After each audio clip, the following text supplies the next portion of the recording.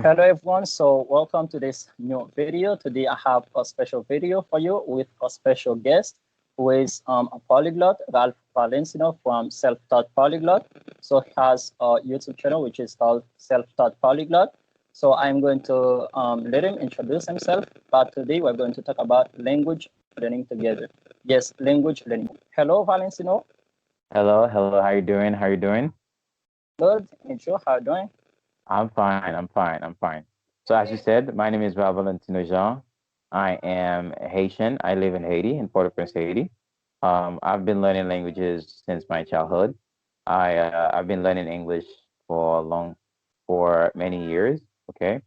I'm currently learning I would say Russian very passively and a little German very passively. Um, Basically, what I'm trying to do right now, I'm trying to deepen my literary and my philosophical understanding of languages in general.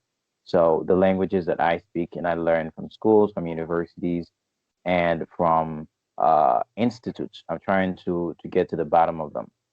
I enjoy language learning. Language learning is my second hobby.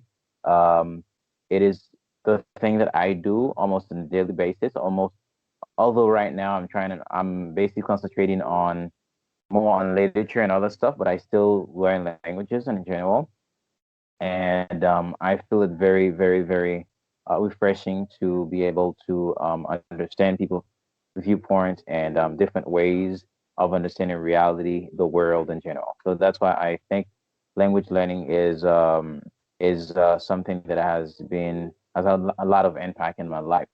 So I'm still learning languages, and I'm very open to learn the languages.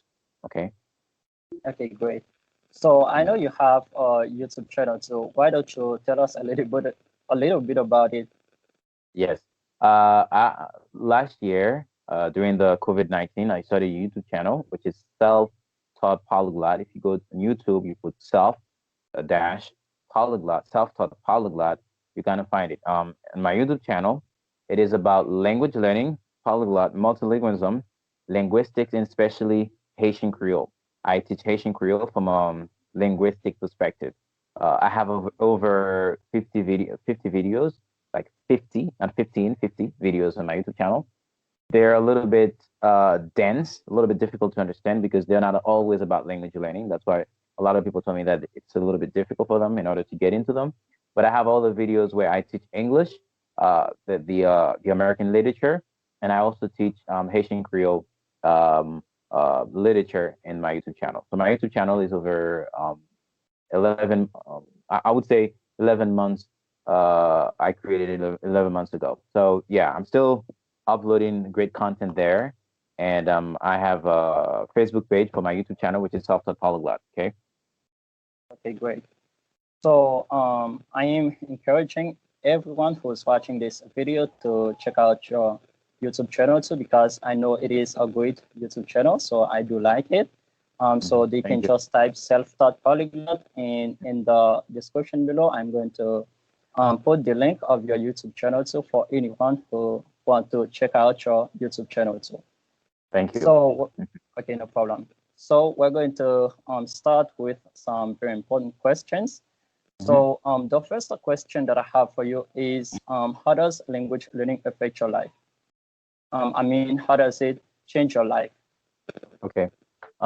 Language learning has built uh, a personality out of me. Since the very first, since the very beginning, when I started learning languages, I began to adapt to different personalities. Not somebody who has two different personalities in order to manipulate people, but two different personalities and characters in order to understand the world in which I live. Um, English has been I would say my second language. It's still my second language. I consider English and French. I'm basically equal in these two languages. There's not one which is above the other. I have two second languages, English and French. I would say since I started learning English, with the American worldview, I began to understand the other. I began to understand people in a different way, not the Haitian, perspective on the other, on people, but the American perspective on the other. there's an American linguist whose name is Edouard Sapir. He said in a book, which is language. He said that language is a mean of communication, which not only with it we know the reality, but it transmits the reality, and through language we can perceive reality. It creates reality. So whenever you speak a language, it's going to have a huge impact on the individual because it's another world, and you're going to open to other ways of thinking. So in that way, I guess English has been a huge, I would say, a paradigm shift in my life to when it comes to how I see people, how I interact with people, and how people is basically how people is basically represented in my lexicon. So I think learning languages. That's why I really want to learn Chinese, because in the Chinese language, there is something that I really want in the Chinese language, which is the characters, the pigeons, the way the writing system is organized. It helps you to think in a more social way. Okay, so I think language learning has impacted me a lot, and I'm still being impacted by language learning, by languages, by other cultures, being more open and genuine to other people. So that's why I think language learning is important. Yeah, exactly. So I definitely agree with you because speaking on your language nowadays is extremely important because so when you speak a foreign language, it is going to help you discover about other cultures. So because when you understand other people in their own language, so you'll be able to know how they live their lives, what they like, what they don't Hmm. like, their customs. So I think it's extremely important. And when you speak a foreign language, so it's a new door that is opened for you because um, Yes. it can give you new opportunities when you speak a foreign language. So nowadays it is extremely important. Yes, yes, yes. Yeah, yeah. I agree, and I would say that when the language, when you become very integrated, because language is like money. Like I forgot the Spanish author who said that language. Yeah, his name is Emmanuel Seco. He said in a book which is uh, lenguaje, something like that. I have this book in my bookshelf. He said that language is like money. The more you have it, the more integrity you are in this society, any society. So I guess that in any society that you're going to be part of, you need language in order to communicate with others, to deal with others, to hustle, to do anything. You need language in order to communicate, because thought is can be vehicle, can be transmitted, handed down to others through that linguistic code, which is language. Exactly. So now the next questions that I want to ask you, the first one is how do you choose a language to learn? So what makes you choose the language and not Yeah. another one? And the other one after this question is, what is the very first thing you do when you start learning a foreign language? So it's a bit funny, but I Yes. think Yes. it is important for me. So let's Yeah. start with the first one. How do you choose a language to learn? Yeah, I would say that there's a shift from the way that I used to change languages in the past, and the way that I'm changing languages now, and the way that I may change tomorrow. Before I used to change languages, just because that, like, a language that is spoken by a peer, like someone who lives in my environment, and that person speaks that language, and I just want to challenge myself to be the same level, the same wavelength of that person. I think in 2016 and 2017, I started learning languages just because of my for um, not opportunities from a very lucrative sense, but opportunities from a very literary, intellectual sense. I used to learn languages just because that language can open intellectual doors to me. Like I want to speak Spanish. I wanted to speak Spanish. I started learning Spanish in 2016. I would say that I have a, I would say, advanced level in Spanish, even though I don't practice Spanish a lot. But I started learning Spanish because I really wanted to read Don Quixote de la Mancha by Miguel de Cervantes. I really wanted to have this book, and I still have this book in my bookshelf here. So I started learning languages in the past because I really wanted to discover the cultural world behind this language. Okay, the civilization behind the language. Now I'm a little bit different. I'm a little bit different, and I would say that I don't choose languages merely because of the civilization behind it, although I still do it. Okay, but I choose like languages just because they sound a little bit weird or because they sound a little bit I would say different from my current understanding. Okay, I really wanted to challenge my mental flexibility. Like I really wanted to learn Chinese because Chinese sounds very different from English. Okay, and I really want to understand the people. Okay, the native speakers of this the language. Now I started I choose languages because of the the way they sound, the civilization behind them, and what I would be able to do with that language in terms of communication with others. Because I think the most important goal in language learning is communication. It's not making money. Um, it's not like to find a good job, but it's still these are means. These are means, okay, through which you're gonna speak the language. But the goal is to communicate with the native speakers. I would say that whenever I really wanted, like I have a good friend of mine, and that person speaks like Arabic. I'm gonna make an effort to speak Arabic. That's the way I do it now. Okay, okay. So now, can you tell us the first thing you do when you start with a language? What is the very first thing you do? Yeah, I'm gonna tell you the very first thing that I do and the very last thing that I do. So the very Okay, first thing okay. that I do, yeah, the very first thing that I do when learning language, um, I basically enjoy going to class, even though I don't do it right now. Like when I first started learning languages, I used to go to schools to learn language, like an institute. For example, I studied Brazilian Portuguese in CCBH, which is Centro Cultural Brasil Haiti, where I passed 5 levels, and I have an advanced level in Portuguese. Now I go to the internet. I go to YouTube. I basically learn Spanish on my own. I learn Spanish through the internet with books and the internet. Now I go to the internet.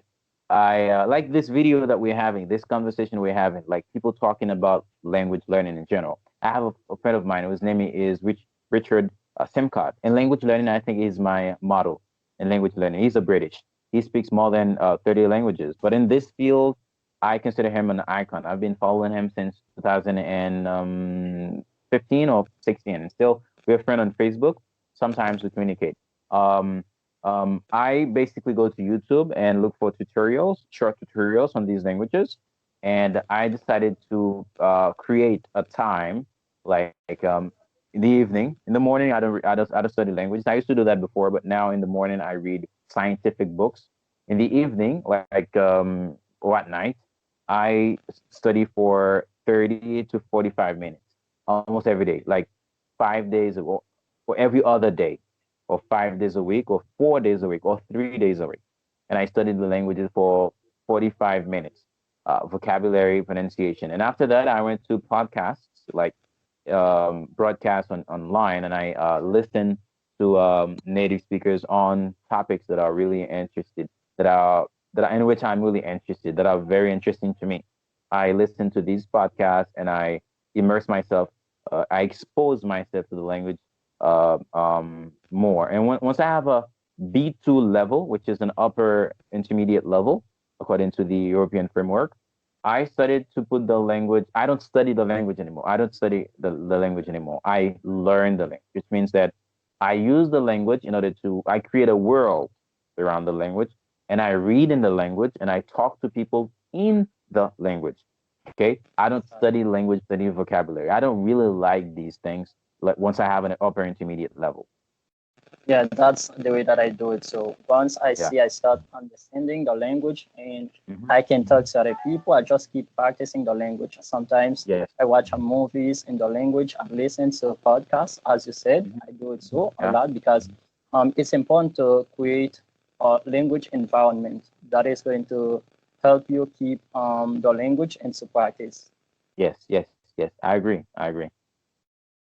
So now, tell me, how do you keep your motivation when you're learning a foreign language? Because there are many people who usually lose their motivation. So how do you keep Yeah, your yeah. motivation? And a lot of people think that like polyglot have a superpower to learn languages, and they're born with a natural talent to understand language. What would say that is I don't know. It's something that is very natural to me. I don't like to compare myself to others. Like the president of the United States once said, I think Theodore Roosevelt, who said that, I think Delano Roosevelt or Theodore Roosevelt, who said that comparison is the thief of joy. So whenever you compare yourself to other people, the joy, the beatitude, the inner peace that you have inside of you, it starts to dissolve because you're comparing yourself. You see how much things people are doing, and you don't know exactly the challenges behind that person's success, or that person might um taking robbing something and stealing something from other people.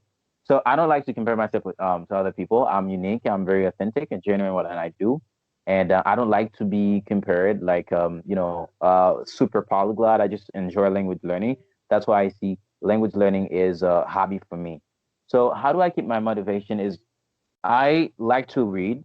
I do like uh, um whenever I have a level in language, I try to find input documents that are that can suit my level, and I read or I listen to these input or to these documents, and I try to learn um, through these documents, and I learn by I'm not gonna say enjoying myself, but it's kind of paradoxical because I'm enjoying myself. It's like natural, the thing that I do in Haitian Creole all the time.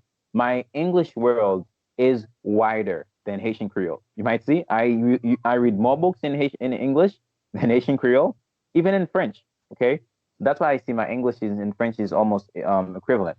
So I would say that you don't really have to compare yourself to any people. You can enjoy, you can admire others, but you do the things that you like, the thing that you enjoy. If you enjoy talking to people. There are a bunch of people. There are a lot of apps for free online where you're gonna find native speakers. There are a lot of people that are desperate to talk to people, like from other cultures. They want to give you their telephone numbers, their WhatsApps, and you can talk to them through social medias. You can find these people. And if you're interested, like for example, you're interested in sociology, you find books in the language and you read, you're not only learning languages, but you also you also teaching yourself in a field, in a specific field. And I would say that my motivation is a inner drive that I have to explore the world through languages. It's not to compare myself to others or speaking one language in a year. I always everybody has New Year's resolution, but sometimes my New Year's resolution starts in April, starts in May, June. I don't really give, I don't really care about what others are doing because they have their own biological clock, their own rhythm.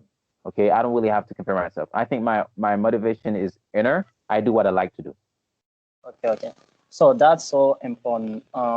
When you say you don't compare yourself to other people, so that is so important because there are people sometimes when they start learning a foreign language, sometimes when they see another person learn a language so quickly, so they say, "Wow, why can't I do it like that?" So you don't have to compare yourself to other people. Just believe in your capacities and Mm-hmm. so do what you can because everyone doesn't learn the same way. So someone may learn a foreign language in 6 months. Another person may do it maybe in 9 months. Maybe for you, you need 1 year, or you may even need more than 1 year. So you have to compare yourself to other people. So I think you can compare yourself to your self past. So think about the way you were in the past and the way you are now. So Mm-hmm. if you see you make progress, keep going. So in the past, maybe you couldn't say anything in English, but now you can say a few words. So you're making progress. So keep going. You don't have to compare yourself to other people. Mm-hmm. Yes, agreed. So, so now, tell me. I know there are many people who have difficulties learning vocabularies. So how do you learn vocabularies? How do you enrich your vocabularies? Okay. Um, vocabulary, uh, lexicons is like words. Words are very challenging to learn. The way that I learn myself, I want to give my opinion right here. The way that I learn vocabularies is I learn vocabularies through stories. Okay. I learn I try to emulate the idea of Kaufman. Kaufman is a great linguist and he's a great language learner. I think he's very well known in the language learning community. Okay, he has written a lot of books on comprehensive input, like learning language from like things that you're listening to, stories, books that you're reading. But for stories, where there's a sequence, there's a story, and then there's a context, there's a sense, and then you find this vocabulary within the context, within the sense, the idea behind the vocabulary. I don't like to learn vocabularies out of their context. I don't like to learn vocabularies in dictionaries like that. If for example, I have this dictionary. I'm going to show you one of the biggest dictionary that have. It's on my table right now. See, it's one of the biggest dictionary that I use, Okay, which is okay. actual dictionary. I use it a lot whenever I'm reading something, when I'm reading a piece of literature. In this dictionary, they give the context of the words. Not all the context, but they give some of the context. Sometimes I go to the dictionary, but in English, I hardly go to dictionary right now. In the past, I used to, but now, if I don't know a word, I can figure it out through the context. And if I don't, I go to the internet or I go to the dictionary in order to find the exact meaning of the word. But somebody who's studying off, learning a new language, I would say that start by reading or listening to things that is very basic, and then through the story, you're gonna learn the vocabulary with the context, okay, with the exact context. Because a word without context is just it means almost nothing. The context is the whole, the concept behind the word. So I would say that you have to make sure that you learn a word with a context. In Russian, there's a word like Mhm. whenever that you're going to start learning Russian, like you're a beginner, they're not gonna teach you this word, which is здравствуйте. Здравствуйте. So здравствуйте is very long to write. People are gonna prefer to use the word привет. Привет. The reason is because that the Cyrillic alphabet, the Russian language, is so difficult. I don't find it difficult myself, right? But for a lot of people, they think that it's very difficult, and they postpone the word здравствуйте because it can discourage people to learn the language. They prefer to give you the word привет, okay? And I would say that you have to use almost the same methodology when it comes to language learning. Learn things that are necessary, things that you can use on a daily. Because a lot of people, what we need language is just to communicate with other people. You need to be able to communicate to understand when people are interacting with each other. That's the most important part of language learning. And learning vocabulary words without their actual context is just I'm not gonna say that they are trash, but they're meaningless. You have to learn words through their context. Yes, yes. So I was waiting for that from you because I knew you would talk about it because the context is extremely important. So if you learn a vocabulary without the context, maybe you can see it has a meaning, but Mm-hmm.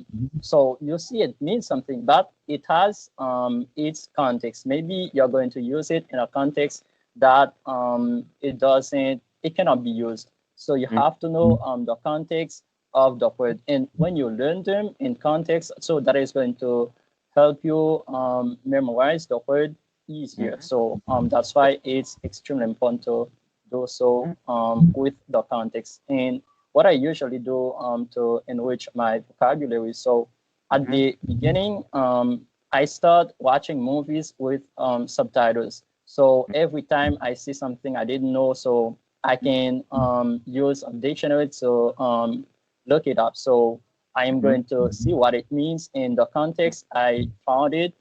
Is going to really help me memorize the word. And sometimes I do so while I'm reading. So when I'm reading something, Mm-hmm. when I discover some new words I didn't know, so I underline the words. And Mm-hmm. then I'm going to try to look for the meaning in a dictionary. So that's so important, the context. That's great. That's great. Yeah. So now the last question I have for you is extremely important. So many people usually ask the question, how do polyglots manage to practice all of the languages? So tell me, how do you maintain all your languages? Very good. That's a very great question. And I think that managing multiple languages is a challenge for all multilinguists or superlinguists or polyglot. Myself, um, for example, there are some languages that I consider that I do my day-to-day activities in them, like English, French, Haitian Creole, Spanish, Portuguese. I try to use them to like listen to them and enjoying them as my native tongue. But for other languages uh, that I don't really have a high level of them, I can't read literature. I can't listen to compelling news. I can watch a lecture on YouTube from them. What I do, I try to put myself in the community where the language is spoken and try to extract pieces of information from the language. For example, for Chinese, for Italian, what I basically do, I'm interested in sport, especially soccer. I try to read and listen to a lot of journalists from Italy talking about like Juve, Italia in general. I try to listen to them, and then from that, I think my fluency, my auditive fluency, my auditive fluency is going to expand. So that's what I do. I try to enter. I try to put myself into a community where the language is spoken and try to familiarize myself with the language. For Russian, I think there's going to be a time when I'm going to be interested in Russian policy, like foreign affairs. I'm really interested in. I would be interested in the discourse of Vladimir Putin, and I think that I would be really interested to listen to what he has to say and be able to understand his speeches would be very important for me. I try to put myself. I don't want to put a burden on me. Like I have to do this. I have to do that. No, I have a time, and everybody has 24 hours a day, and I try to make the most of it. Sometimes I can spend a day without practicing any of these languages, but the core languages that I just said before, I almost whenever there's an interaction, like learning something from the outside, I'm always going to be using these languages. But for the others, I try to create a virtual reality where the language is the medium, the linguistic medium through which all communication is just made it. I try to put myself into these. Okay, that's what I do. So I think that's exactly the same thing for me. So because Mm-hmm. as soon as I attain, for example, a B2 level in the language, I don't study it anymore. I just do some activities, for example, watching movies. Mm-hmm. Sometimes I try to talk to some friends of mine in the language. I just keep practicing it, Mm-hmm. but I don't study the language anymore. So when I'm practicing, sometimes if I have something I didn't know or maybe something I forget, so I can look it up. And while I'm Yeah. watching movies, I can enrich my knowledge in the language. So it doesn't Yeah. mean once I have a B2 level in the language, I don't learn anything anymore. So I learn, but while I'm doing some activities that I do enjoy, for example, watching movies, sometimes I watch soap opera. So Mm-hmm. I try to download some movies that I really like and I watch them and I talk to many friends of mine. So I don't study those languages anymore once I have a great level to understand and speak the language. And the Mm-hmm. ones, for example, the languages that my level is a bit lower, and I try to keep studying them. So I commit more time to those languages. For example, if I start with a language and I see I have a A1 level or A2 level, even a B1, I can keep working on those languages more. And the ones that I do understand, I can Mm-hmm. communicate. So I just Mm-hmm. keep doing some activities for them. Yeah. Very good. So we come to the end of the interview. So thanks a lot Yeah. for Thanks a lot, man. yeah, for being with me. So Yeah. as I said, I'm going to put the link of your YouTube channel in the Mhm. description below. So Yeah. self-taught polyglot. Anyone Yes. who wants to just type it on YouTube, just type self-taught polyglot. It's an Yeah. amazing YouTube channel, so I do Yeah. enjoy it. And I think anyone who try to check it out is going to enjoy it. So Yeah. thanks a lot, Valentino. So it was so great having you with me today. Thank you. Thank you, Salva. Thank you. Thanks a lot. And have a nice one. Okay. Just go to Yeah, Self Taught Polyglot. You're gonna find this the same guy right there. yeah, exactly. All right. So thanks a Take lot. care. See you. So, See you. Take care. All right. Bye bye.